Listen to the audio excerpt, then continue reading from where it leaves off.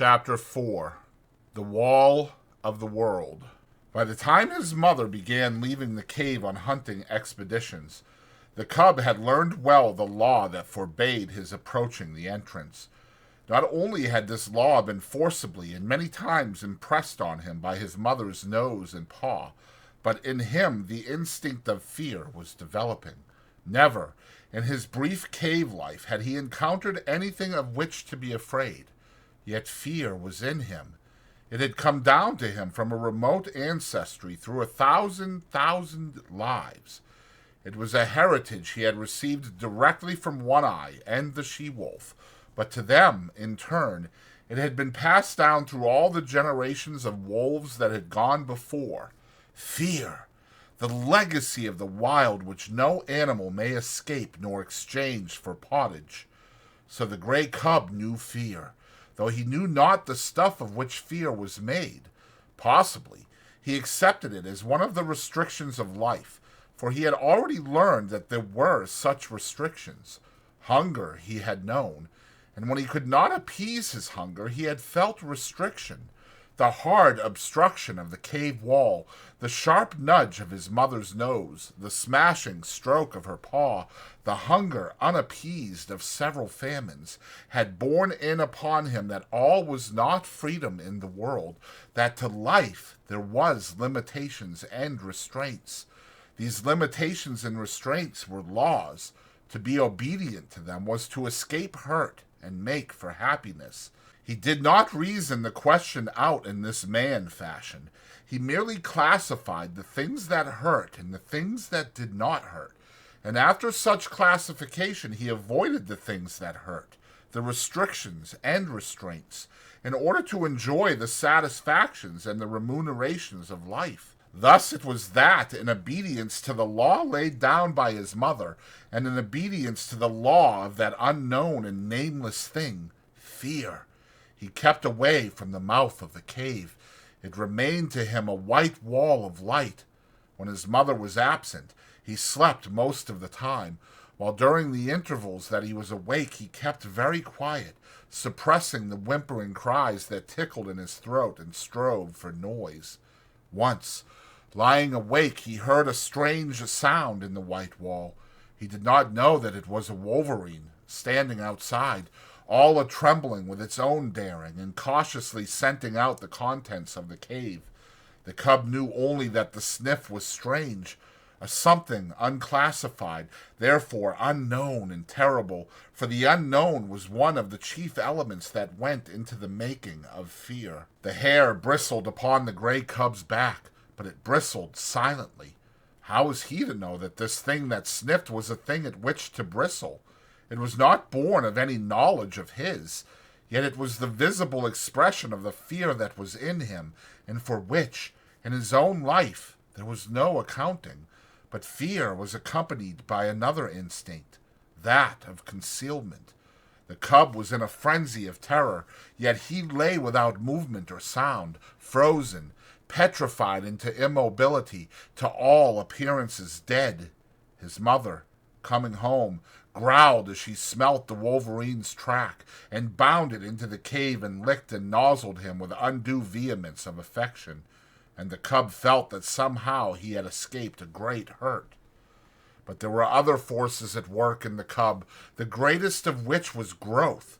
Instinct and law demanded of him obedience, but growth demanded disobedience.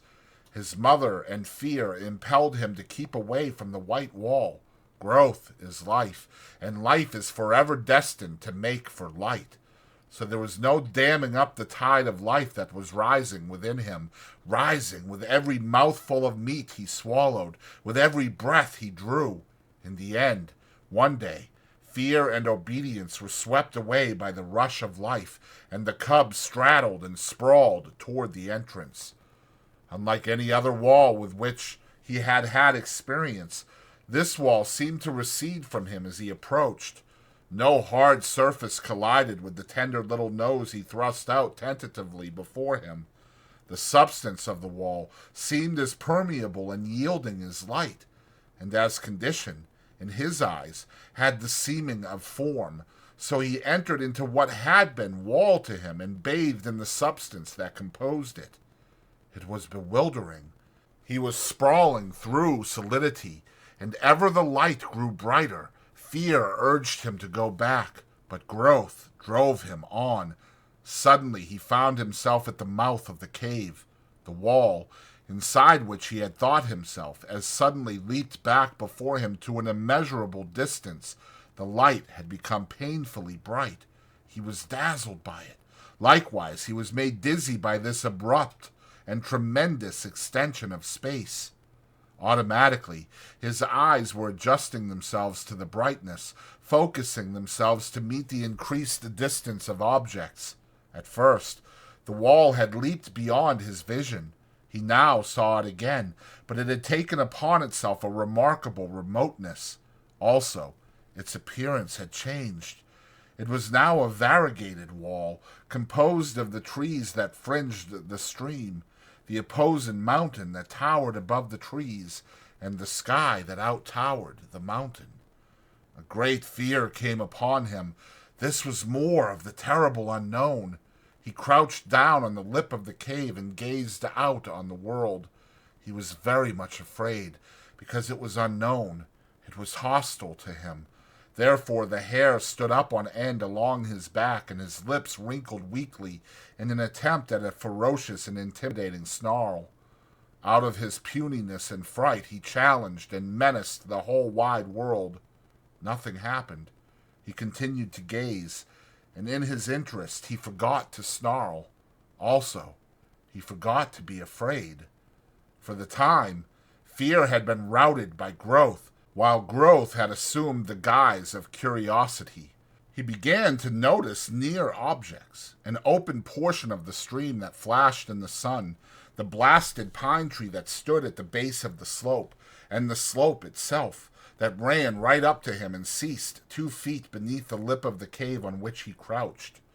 Now the gray cub had lived all his days on a level floor. He had never experienced the hurt of a fall. He did not know what a fall was. So he stepped boldly out upon the air. His hind legs still rested on the cave lip, so he fell forward, head downward. The earth struck him a harsh blow on the nose that made him yelp. Then he began rolling down the slope, over and over. He was in a panic of terror. The unknown had caught him at last. It had gripped savagely hold of him and was about to wreak upon him some terrific hurt. Growth was now routed by fear, and he kee-yeed like any frightened puppy. The unknown bore him on he knew not to what frightful hurt, and he yelped and kee-yeed unceasingly. This was a different proposition from crouching in frozen fear while the unknown lurked just outside. This was a different proposition from crouching in frozen fear while the unknown lurked just alongside. Now the unknown had caught tight hold of him. Silence would do no good. Besides, it was not fear, but terror that convulsed him. But the slope grew more gradual, and its base was grass-covered. Here the cub lost momentum. When at last he came to a stop, he gave one last agonized yell, and then a long, whimpering wail. Also, and quite as a matter of course, as though in his life he had already made 1,000 toilets, he proceeded to lick away the dry clay that soiled him. After that he sat up and gazed about him, as might the first man of the earth who landed upon Mars. The cub had broken through the wall of the world. The unknown had let go its hold of him, and here he was, without hurt. But the first man on Mars would have experienced less unfamiliarity than did he. Without any antecedent knowledge, without any warning whatever that such existed, he found himself an explorer in a totally new world. Now that the terrible unknown had let go of him, he forgot that the unknown had any terrors. He was aware only of curiosity and all the things about him. He inspected the grass beneath him, the mossberry plant just beyond, and the dead trunk of the blasted pine that stood on the edge of an open space among the trees. A squirrel, running around the base of the trunk, came full upon him and gave him a great fright. He cowered down and snarled. but the squirrel was as badly scared. It ran up the tree, and from a point of safety chattered back savagely. This helped the cub's courage, and though the woodpecker he next encountered gave him a start, he proceeded confidently on his way. Such was his confidence that when a moose bird impudently hopped up to him, he reached out at it with a playful paw. The result was a sharp peck on the end of his nose that made him cower down and kee-yee. The noise he made was too much for the moose bird, who sought safety in flight. But the cub was learning. His misty little mind had already made an unconscious classification. There were live things and things not alive. Also, he must watch out for the live things. The things not alive remained always in one place, but the live things moved about, and there was no telling what they might do. The thing to expect of them was the unexpected, and for this he must be prepared. He traveled very clumsily. He ran into sticks and things. A twig that he thought a long way off would the next instant hit him on the nose or rake along his ribs. There were inequalities of surface. Sometimes he overstepped and stubbed his nose. Quite as often he understepped and stubbed his feet. Then there were the pebbles and stones that turned under him when he trod upon them, and from them he came to know that the things not alive were not all in the same state of stable equilibrium as was his cave. Also, that small things not alive were more liable than large things to fall down or turn over. But with every mishap he was learning, the longer he walked, the better he walked. He was adjusting himself. He was learning to calculate his own muscular movements, to know his physical limitations, to measure distances between objects, and between objects and himself. His was the luck of the beginner, born to be a hunter of meat, though he did not know it. He blundered upon meat just outside his own cave door on his first foray into the world. It was by sheer blundering that he chanced upon the shrewdly hidden ptarmigan nest. He fell into it. He had essayed to walk along the trunk of a fallen pine. The rotten bark gave way under his feet, and with a despairing yelp he pitched down the rounded crescent, smashed through the leafage and stalks of a small bush, and in the heart of the bush, on the ground, fetched up in the midst of 7 ptarmigan chicks. They made noises, and at first he was frightened at them. Then he perceived that they were very little, and he became bolder. They moved. He placed his paw on one, and its movements were accelerated. This was a source of enjoyment to him. He smelled it. He picked it up in his mouth. It struggled and tickled his tongue. At the same time he was made aware of a sensation of hunger. His jaws closed together. There was a crunching of fragile bones, and warm blood ran in his mouth. The taste of it was good. This was meat, the same as his mother gave him, only it was alive between his teeth, and therefore better. So he ate the ptarmigan, nor did he stop till he had devoured the whole brood. Then he licked his chops in quite the same way his mother did, and began to crawl out of the bush. He encountered a feathered whirlwind. He was confused and blinded by the rush of it and the beat of angry wings. He hid his head between his paws and yelped. The blows increased. The mother ptarmigan was in a fury. Then he became angry. He rose up, snarling, striking out with his paws. He sank his tiny teeth into one of the wings and pulled and tugged sturdily. The ptarmigan struggled against him, showering blows upon him with her free wing.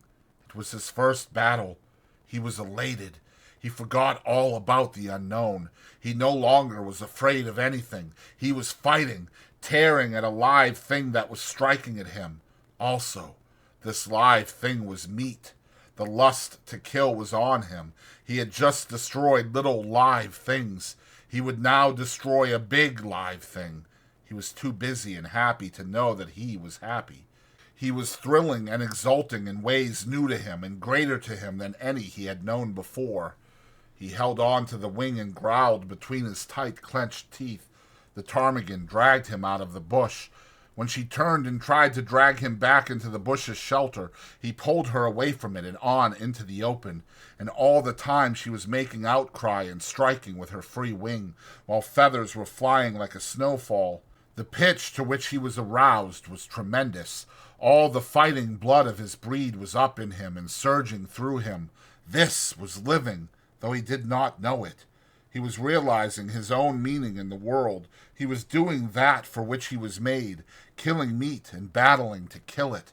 He was justifying his existence, than which life can do no greater, for life achieves its summit when it does to the uttermost that which it was equipped to do. After a time the ptarmigan ceased her struggling. He still held her by the wing, and they lay on the ground and looked at each other. He tried to growl threateningly, ferociously.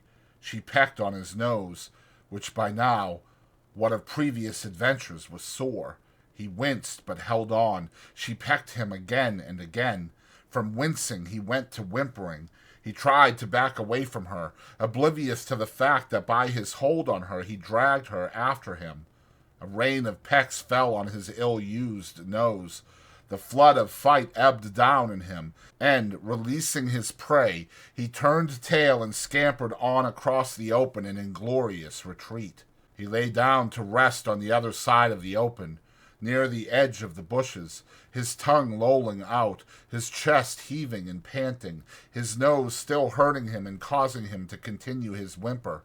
But as he lay there, suddenly there came to him a feeling as of something terrible impending. The unknown with all its terrors rushed upon him, and he shrank back instinctively into the shelter of the bush. As he did so, a draught of air fanned him, and a large winged body swept ominously and silently past. A hawk, driving down out of the blue, had barely missed him. While he lay in the bush, recovering from his fright and peering fearfully out, the mother ptarmigan on the other side of the open space fluttered out of the ravaged nest. It was because of her loss that she paid no attention to the winged bolt of the sky, but the cub saw, and it was a warning and a lesson to him.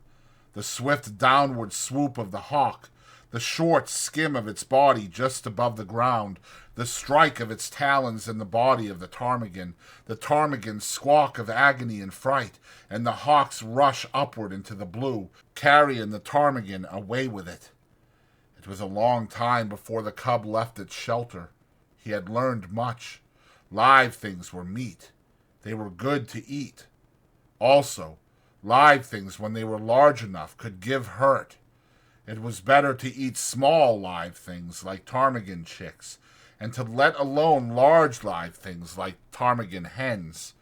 Nevertheless, he felt a little prick of ambition, a sneaking desire to have another battle with that ptarmigan hen.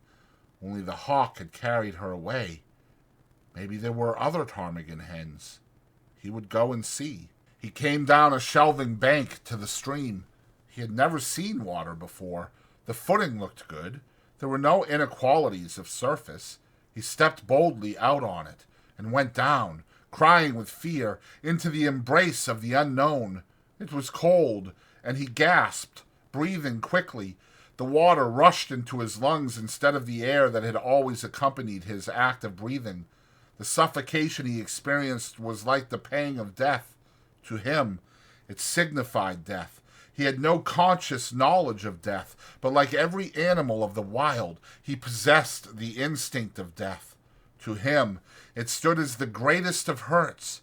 It was the very essence of the unknown. It was the sum of the terrors of the unknown, the one culminating in unthinkable catastrophe that could happen to him, about which he knew nothing, and about which he feared everything. He came to the surface, and the sweet air rushed into his open mouth. He did not go down again.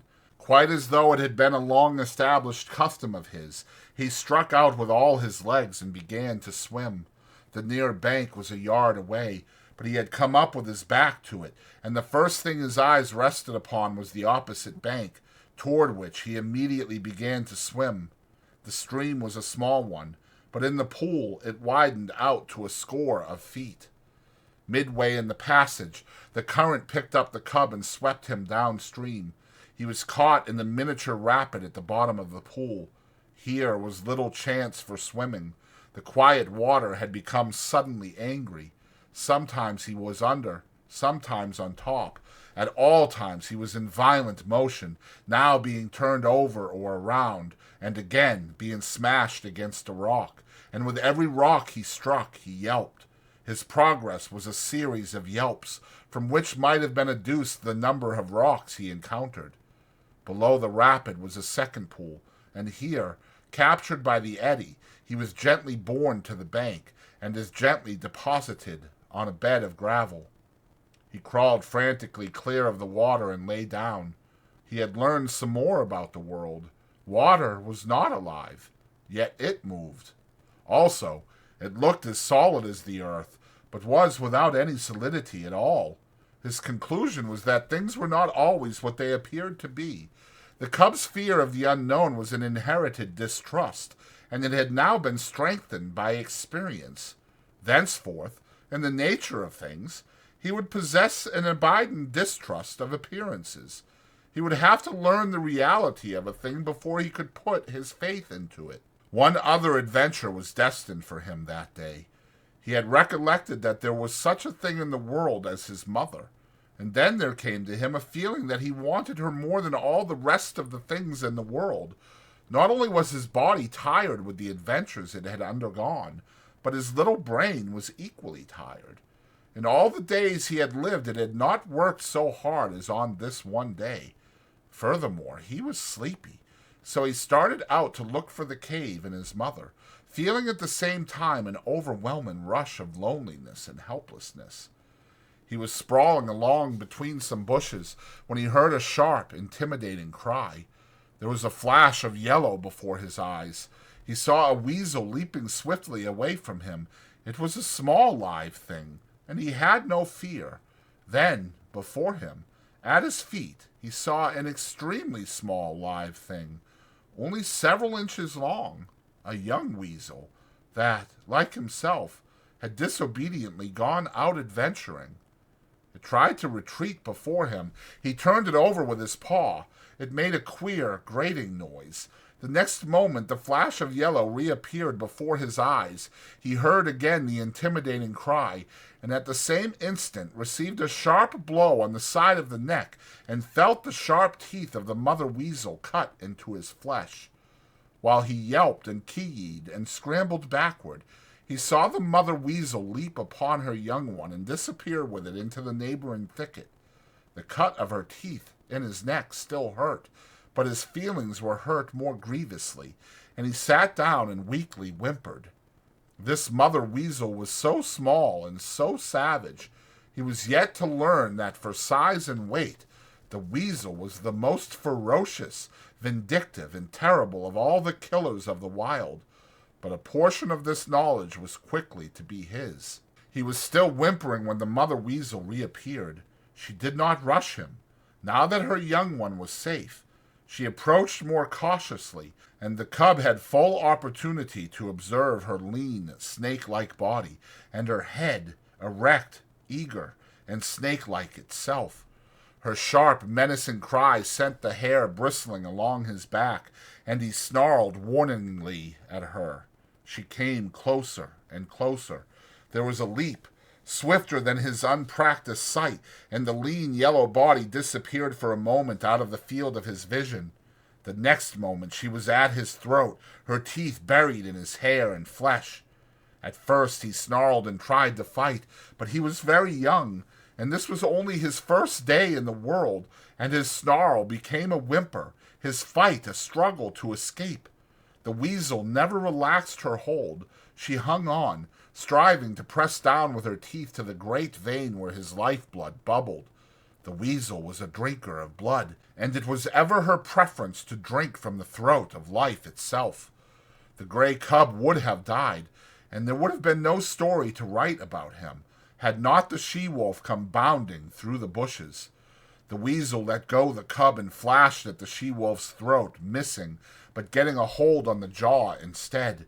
The she-wolf flirted her head like the snap of a whip, breaking the weasel's hold and flinging it high in the air. And still in the air, The she-wolf's jaws closed on the lean, yellow body, and the weasel knew death between the crunching teeth.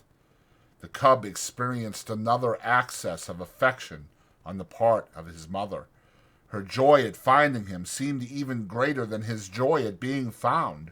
She nozzled him and caressed him and licked the cuts made in him by the weasel's teeth. Then, between them, mother and cub, they ate the blood drinker, and after that went back to the cave and slept.